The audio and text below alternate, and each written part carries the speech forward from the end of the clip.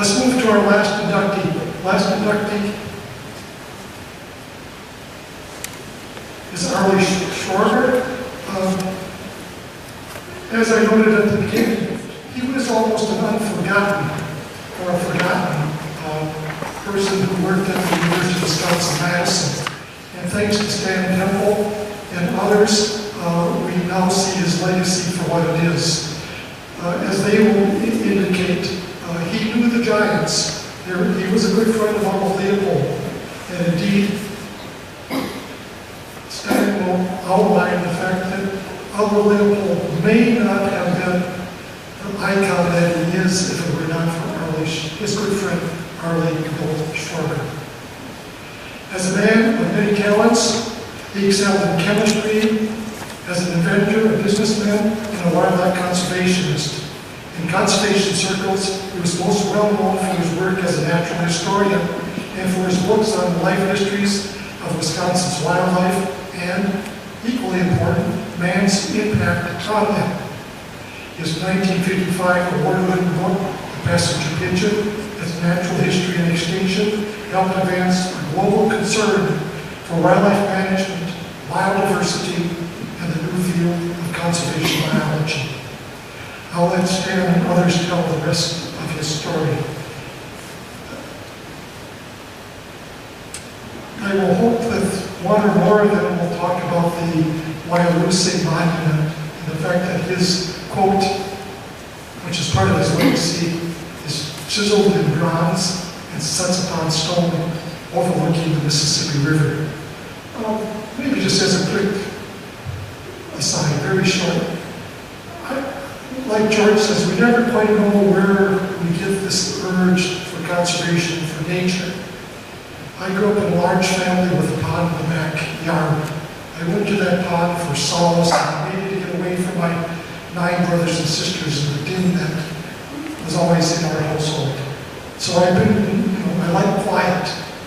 But I also remember at an age, very, very early age, about 6 years old, 5 or 6 years old, riding in an old disorderly car with my parents, and I was still young enough to sit between them, and we went to Bagley, Wisconsin to visit my grandmother and grandfather who were taking care of my great uncle's hotel in Bagley, and my grandparents were the cook and the caretaker of this wonderful hotel. And we lived upstairs, and there were baths every night, and the road wasn't paved, and there was a boardwalk along both sides. Coming back to the point of the story, I remember my grandparents taking me to Wyalusing Park and having a picnic in front of this monument when I was 5 or 6 years old. And I remember my dad talking about passenger pigeons, and that they used to be plentiful, and now they're not. So, what is it now? 55 years later, 65 years later, the story comes around one more time. We have a nomination from Stan Temple, excellent nomination, and he worked with 4 different co-nominators: the Wisconsin Society of Ornithology, the Uncle Leopold Foundation, the Wisconsin Academy, and the Department of Forest and Wildlife Ecology at Madison campus. We have 3 speakers. Stanley Temple is Professor Emeritus, Department of Forestry and Wildlife Ecology, and also a Senior Fellow at the Uncle Leopold Foundation. I'm not sure anybody else will mention this, but he was the kingpin, the leader of the 2014 Passenger Pigeon Commemoration. So he can talk more about that. Second speaker will be Mike Mossman, Forest Community Ecologist, retired from the DNR. And the third one will be Michael John Yeager, President of the Wisconsin Society for Ornithology. So Stan, please take over.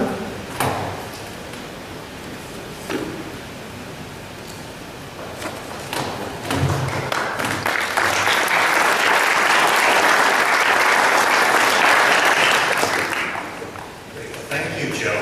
It was a real pleasure to pull together this nomination for an individual whose induction into the Hall of Fame was long overdue.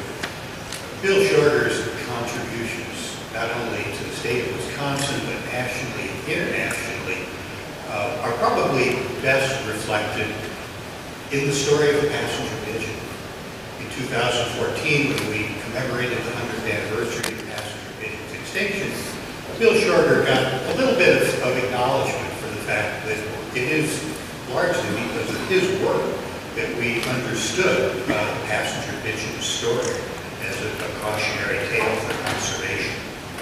But here, locally in Wisconsin, he's probably best known for his natural history work and for his philanthropic support of conservation work within the state. And a lot of that was done quietly, so that perhaps many of you had not previously known about Bill Schorger. Bill Schorger's career was remarkable. He was one of these individuals who contributed to so many different fields, conservation and natural history just being one of the many areas in which he excelled. But it's primarily about his natural history work and his conservation work that we recognize him today. Bill Schorger grew up in the late 19th century when natural history was in its heyday. And Bill Schorger caught the natural history bug at a very young age. Growing up in Ohio, he became fascinated with nature, and from a very young age did something that was typical of naturalists of that period, is he started keeping journals, meticulous journals. And for those of you who don't fully understand what natural history is about observing nature in detail and recording those observations, and then retrospectively going back and looking at your recorded notes and trying to figure out the order and meaning of what you've observed in nature. And Bill Schorger excelled at this approach to understanding how nature worked. It was a passion that he continued literally throughout his life. He came to Wisconsin to get a PhD in chemistry. He specialized in the chemistry of cellulose and wood. He became the world's expert, actually, on cellulose and products made from cellulose. And being a very gifted scientist and researcher, he came up with many very lucrative patents for how you use wood products and cellulose. And those patents enriched the companies that he formed and Bill Schorger as well. His companies made a lot of money, and he was certainly able to indulge, you might say, his passion for natural history studies. His accumulated wealth allowed him to retire from a career as a chemist and businessman in midlife and devote the second half of his illustrious career to his real passion, which was natural history and wildlife conservation. He joined the faculty at the University of Wisconsin with an interesting arrangement. He said, I would like to spend the rest of my life on campus doing my natural history studies and conservation work. I'll do that for $1 a year. So for the next half of his career, for $1 a year, he became a professor in Aldo Leopold's department of wildlife management. And it was during that period that he made his most important contributions to wildlife conservation and natural history. Diligently rising, as he did every day before dawn and working well into the night on his meticulous studies of observations of nature made by Bill himself and by others. His accumulated wealth allowed him to also be a generous philanthropist to actually the 4 organizations that helped sponsor his nomination.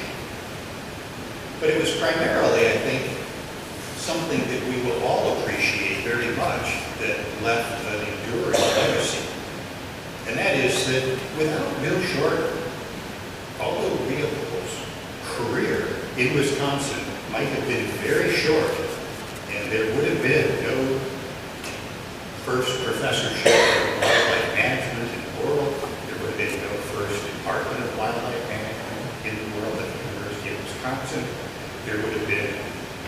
really no recognition, you might say, of Wisconsin as being the definitive home of Aldo Leopold and the setting for a St. County Almanac. And I say that because Bill Schorger and Aldo Leopold met in 1924 when Aldo Leopold was transferred to Wisconsin to the forest products lab in Madison. And of course, one of the first people that he met was this wood cellulose chemist, Bill Schorger. They hit it off right away. They were both avid bird watchers and naturalists. They were both avid hunters, and they became close friends. And Bill Schorger was one of the first individuals in Wisconsin to really buy into Aldo Leopold's then sort of groundbreaking ideas about wildlife management. This idea of moving wildlife conservation away from protecting wildlife to managing wildlife. And Bill Schorger invested, you might say, almost as a patron of Aldo Leopold's ideas. He was one of the participants in Aldo Leopold's initial experiment in Wisconsin, this new idea of wildlife management, the little western Dane County town of Arlie, where Aldo Leopold set up an experimental area to try out his new ideas about managing wildlife habitat to improve the condition of wildlife. Bill Schorger supported that, was an active member. And then, after Aldo Leopold quit the U.S. Forest Service in 1928, Bill Schorger and a small group of Madisonians started lobbying the University of Wisconsin to consider hiring Aldo Leopold as a faculty member. And they had a steep hill to climb. It was the Great Depression. The university's budget was clearly in really poor shape. And they were lobbying for a guy who had no graduate degree, who had never taught a course in his life, and who represented a field that had never before been present in the halls of academia. When you think about it, why would it be that the College of Agriculture in 1933 invest a precious faculty position in somebody with those credentials? Well, by this time, Aldo Leopold had made an impression on Madison, certainly. And it certainly was, in no small part, the behind-the-scenes work of Bill Schorger and several of Aldo's other hunting and bird-watching buddies that they quietly, behind the scenes, donated the funds to cover Aldo Leopold's salary for the first 5 years. So the fact that Aldo Leopold was hired was in no small part due to Bill Schorger's investment, you might say. And it continued in 1938 when Aldo Leopold almost left Wisconsin to become the director of the Biological Survey in Washington, D.C. Bill Schorger once again stepped up to the plate, this time lobbying for a retention package that would keep Leopold at the university. And the retention package, the lure to keep Leopold in Wisconsin, was to give him his own department. That was the first department of wildlife management anywhere in the world. The University of Wisconsin became the first university in any place in the world to offer degrees in this new field of wildlife management. So without Bill Schorger, Aldo Leopold, the initial inductee into the Wisconsin Hall of Fame, might, well, not have had any Wisconsin connections at all. Well, Bill Schorger, of course, was not only a distinguished naturalist and conservationist, but he was also a very prolific writer. In keeping up with his journaling and his research into historical records, he did the obligation, basically, and that was not just to do all that work, but to write it up. And he was a prolific writer. 2 of his books were award-winning books. The book on the passenger pigeon, that essentially is the definitive account of the passenger pigeon's biology, was recognized by the American Ornithologists Union as the outstanding ornithological publication in the Western Hemisphere. Bill Schorger's other publications, which you'll hear about in a moment, documented the natural history of Wisconsin, telling us something about what Wisconsin was like in the past, essentially establishing a baseline of our knowledge of ecological conditions in the state. Schorger's field work, his writing, his research was only one part of his contributions. He was also a major leader in the conservation arena during his time. In many sense, as this clipping from the State Journal says, Schorger is a natural for conservation work. He was well regarded as one of the leading experts on the ecology of Wisconsin when he was appointed to the Wisconsin Conservation Commission. And to his credit, he did something that was quite important, and that was to bring a solid focus on science to the commission's work.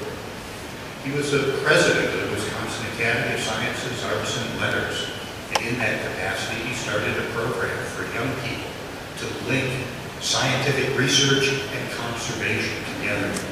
He was a founder and director of the Wisconsin Society for Ornithology. Birds were really his most important passion, and as you'll hear later on, it was probably what he will be most remembered for by most people. He was a director at the national level. He was on the board of directors of the National Audubon Society. He was a very influential person on their board, again, as being a person who promoted science within the organization. And finally, his generous support for many other conservation organizations and groups. On a personal note, I can say that, I am the beneficiary to some extent of Bill Schorger's patronage of Aldo Leopold and his philanthropic generosity. I inherited, you might say, the position that Aldo Leopold once held. It was created in no small part because of Bill Schorger's work. My career was spent in the department that came about essentially because of Bill Schorger's advocacy. And reflecting his philanthropic concerns, he left the University of Wisconsin's Department of Forest and Wildlife Ecology, what at the time was the largest philanthropic gift the University of Wisconsin had ever received to support wildlife conservation work. And over the years since his passing, literally dozens of students have been supported by his generosity. So Bill Schorger, from local things to international things, is well deserving of induction into the Wisconsin Conservation Hall of Fame. And I'm going to turn the podium over now to Mike Foster, over there, to tell you a little bit about his Wisconsin focus on natural history.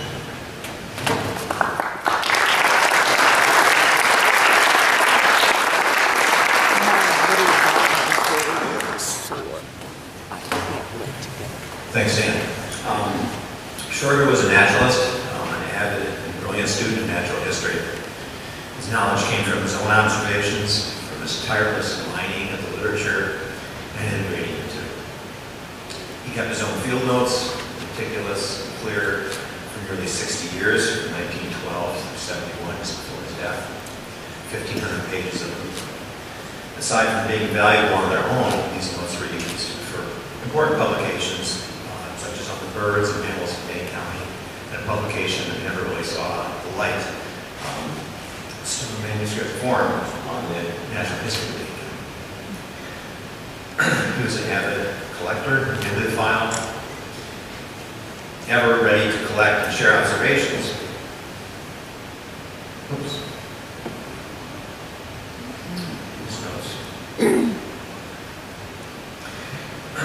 Ever ready to collect and share observations and not waste his time when he was in business. He made frequent use of his business trips between Madison and Freeport, Illinois, to record the species and locations of road-killed birds. 700 trips over 18 years, he logged hundreds of road-killed birds of 64 species. This gives you some idea of his personality. This was summarized in a simple publication seen here, which pioneered a topic that has gained relevance increasingly with the prevalence of roads and traffic, and what has become an important source of mortality in wildlife. The study is important from a historical perspective as well. You can't see it here, but the second most common species that you found killed on roads that maybe some of you can remember these days was the red-headed woodpecker. A species that now has disappeared from many parts of its habitat and range. Anyway, this was a study that was simple but repeatable and provided a baseline for future observations by others.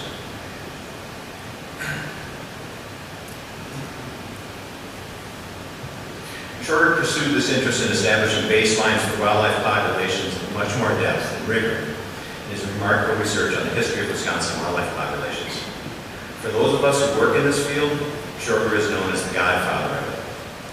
His brilliant, receptive mind, tenacious memory, combined with a thoroughness, a downright doggedness in his research, and his determination to always complete and publish his work, never with a co-author, are hard to imagine ever being matched by someone else. This work left us with a great wealth of historical background on many of our wildlife species. This is background that helps us understand how the world came to be what it is today and its potential. It helps us to see our trajectory and be able to help guide that trajectory into the future. Of course, the historical information was already there among the old newspapers, the journals, the obscure reports, and the memories of old timers. What it took was a Schorger to make it useful and accessible, not just collecting it, but organizing and interpreting it. In 1937, Schorger and Leopold hatched the idea of having students and others review all Wisconsin newspapers published up until 1900 and mean anything related to natural history. This was funded by the Depression era WPA. After 3 years, Schorger took on the task by himself. For years, every afternoon on his way home from the office, Schorger turned up at the State Historical Society Library to have a go at the literature. A librarian there once remarked to him in a tone of utter despair, "I've moved more tons of papers for you than for any other 10 persons in Wisconsin." His transcriptions were handwritten, and these were the days when he didn't search, copy, paste, and put it into a database somewhere. These are the days of handwritten transcriptions, note cards, and kind of organized things, and moving a lot from library to library to the stacks and other places. The entire project resulted in some 786 pages of type notes. In addition, he scoured hundreds of volumes of primary and secondary sources of information on the history of Wisconsin for anything related to wildlife populations and their uses and habitats. This contributed to his 2 monographs on the pigeon and wild turkey, and also to a series of 25 papers published mostly in the Transactions, the Wisconsin Academy of Science, Arts, and Letters, on the history of many species of Wisconsin wildlife. The first was titled "The Crow and Raven in Early Wisconsin," published in 1941. His publications are always thorough, scholarly, perceptive, if rather dry. They're an absolutely fascinating and precious gift to anyone interested in the subject. These are reprinted, these 25 articles, by the student chapter of the Wildlife Society at UW Stevens Point, and they deserve our gratitude today. I just want to read one quote from Joe Hickey, an ornithologist who was in the same department, a close friend, and worked with Leopold as well. Just describing Schorger's personality. Hickey wrote, "Once after an architect questioned me about pigeons on a particular window of a newly erected convent, I asked Schorger if he thought a board with sharp protruding nails would act as a pigeon deterrent. His reply was that the idea had been used successfully with bronze spikes when the temple in Jerusalem was rebuilt by Herod the Great." 2 days later, Schorger produced the citation. And I think also in regard to Schorger's interest in Americana and his introverted nature, not very personable to most. He also said Schorger seemed to know Daniel Boone better than he did his own father. There's a great ode to Schorger from Bob McCabe, really well written and pretty funny. A good friend, very affectionate review of Schorger and his personality and quirks and his accomplishments in the 1993 issue of the Basket Pigeon, the Journal of the Wisconsin Society of Ornithology. If you're interested. I never knew Schorger, and yet once I developed an interest in the history of wildlife and its habitats, I was intimately connected with him through what he left for us. He died just before I started developing my wildlife history book, where I admired him immensely and considered him one of my most important mentors. I think that what I could say probably goes as well for Sumner Madison, who's here, who worked with me on a lot of wildlife respect and admiration for Schorger was nowhere as clear as when, many times, I was slowly excavating the library stacks alone at night, at the end of some long thread of endeavor, I would finally find the gem I was after. I would open up the old volume, page excitedly but gingerly. It's a long-lost chapter, feeling very much to explore, discovering a forgotten land. And here in the margins, like a flag already planted on the beach, were Schorger's telltale little damn pencil marks. I'd like to introduce the next speaker. This is Michael John Yeager.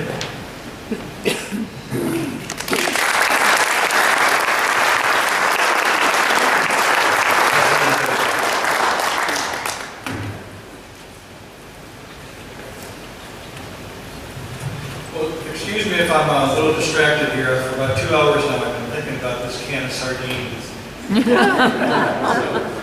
I may have to wander off with those. As Stan and Mike have both talked about, Bill Schorger really did remarkable research on wildlife, but he was particularly interested in the passenger pigeon and wild turkey.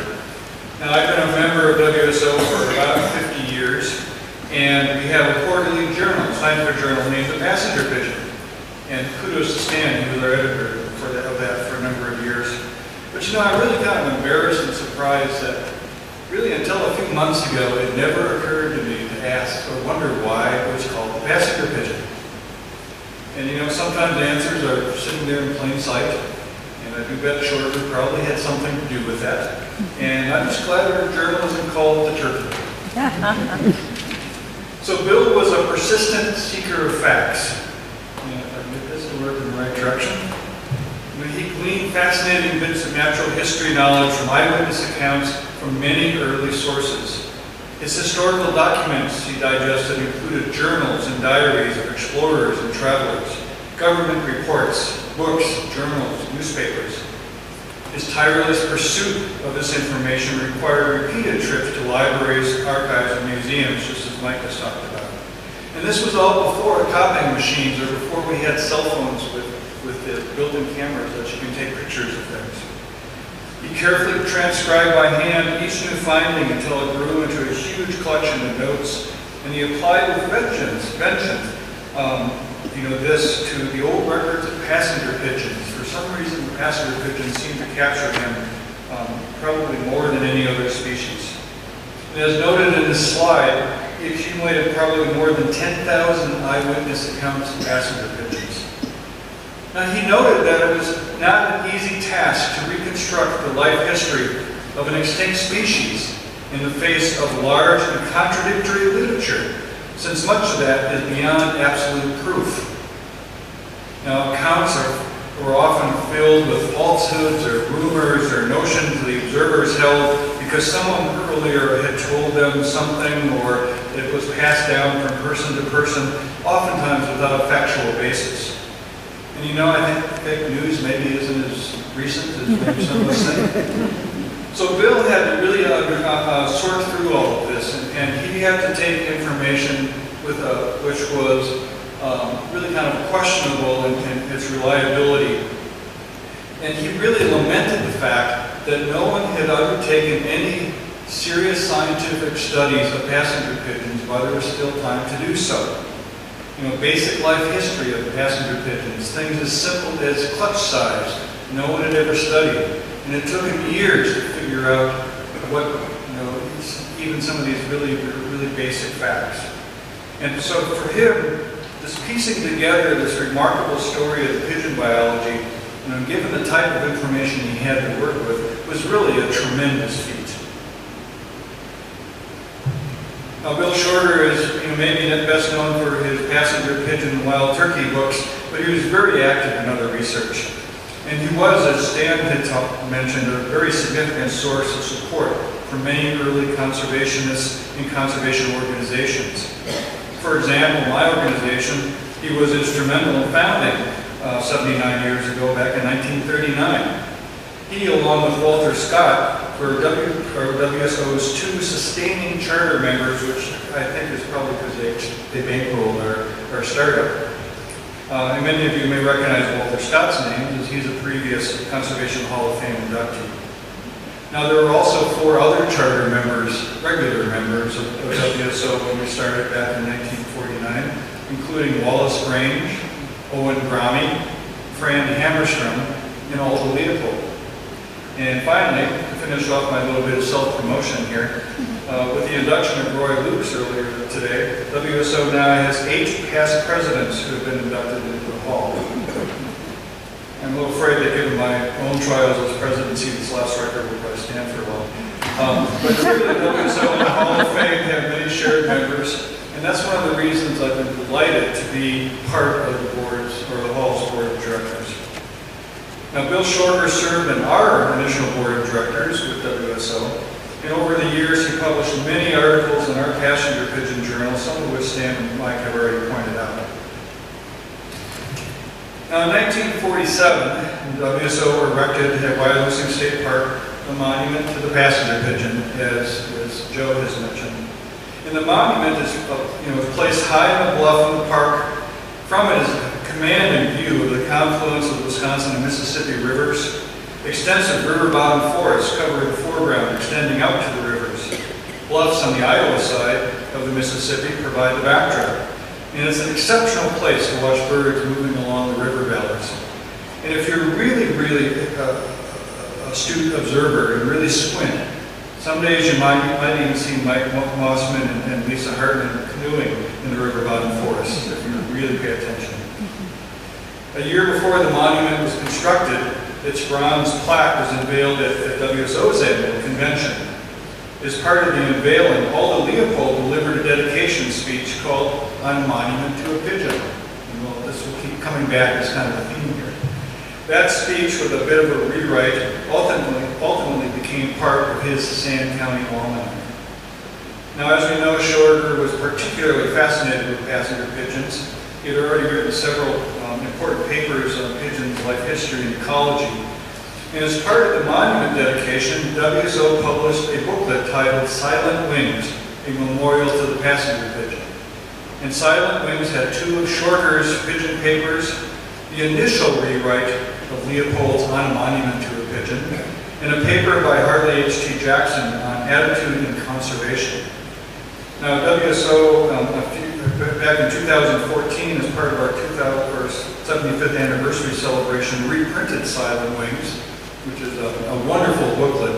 I had put sort of on my remaining final stash of these out on the table out there. If you have a chance to grab one, if any left, take it. It's a really nice publication.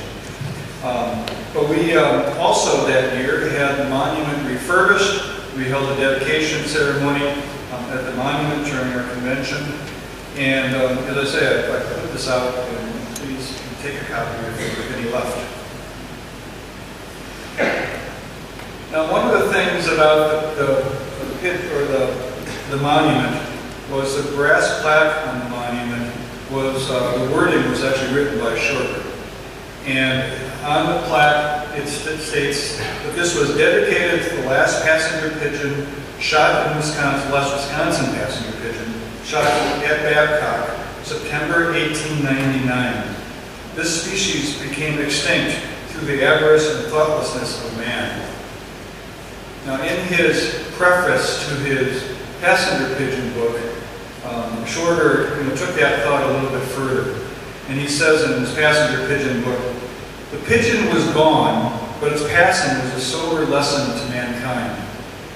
It brought to sharp attention the fact that a species can become a non-renewable resource. The wanton slaughter and extinction of this bird did more than all the laws put together to focus the attention of the American people on the necessity of protecting what we have before it is too late. One of the aims of this book is to give a record of a great transgression in the hope that future generations will avoid a similar one." I do think if Dr. Schorger were here, he would be pleased today by much of the progress we've made in protecting our resources. But I also think he would add that we still have work to do. Thank you very much.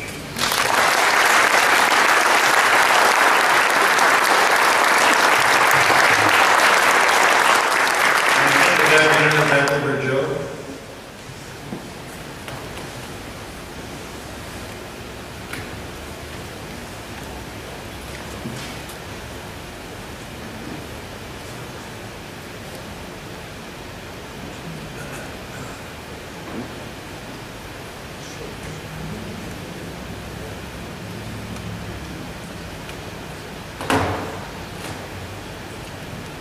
Thank you very much, the speakers. Weaving a very interesting story of Arlie Schorger. How many of us, or how many of you wish you had a chance to have met that man? And how many of us wish we had had a chance to see a passage pigeon? I think his lesson, and a lesson of that species, that beautiful bird, should carry us through the next day, the next week, and the next century, in terms of how many other species are at the brink of disaster at the avarice of man. So maybe to end with such a happy note, I want to thank you all for coming. I think I have one final slide here. Oh, we didn't do that part, did we? Okay.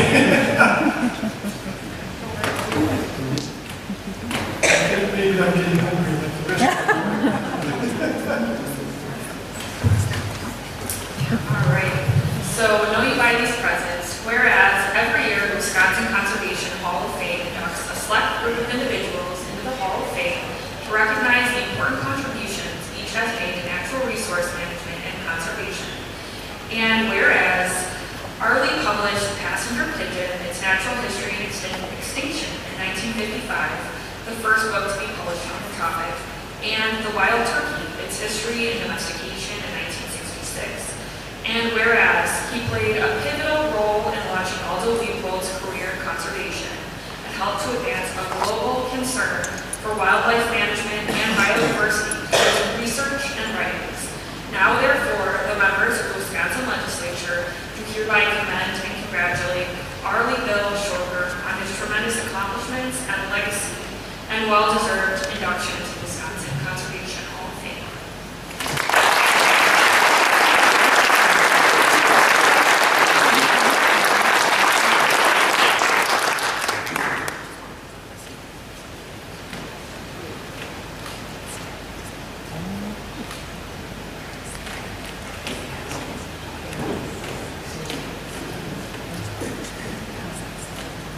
Likewise, presentation of the replica of the plaque. Arlie Schorger will not appreciate this directly, but I think Stan has a perfect place for it, and maybe you can tell him about it. Indeed, Joe. One of Bill Schorger's gifts to the Department of Forest and Wildlife Ecology was to endow our library a reading room. So this will have a place of prominence in the A.W. Schorger Reading Room on campus. And looking at the legislative citation, he already has 2 of these from the past, a long time ago, but we'll add this to the most recent. So thank you very much.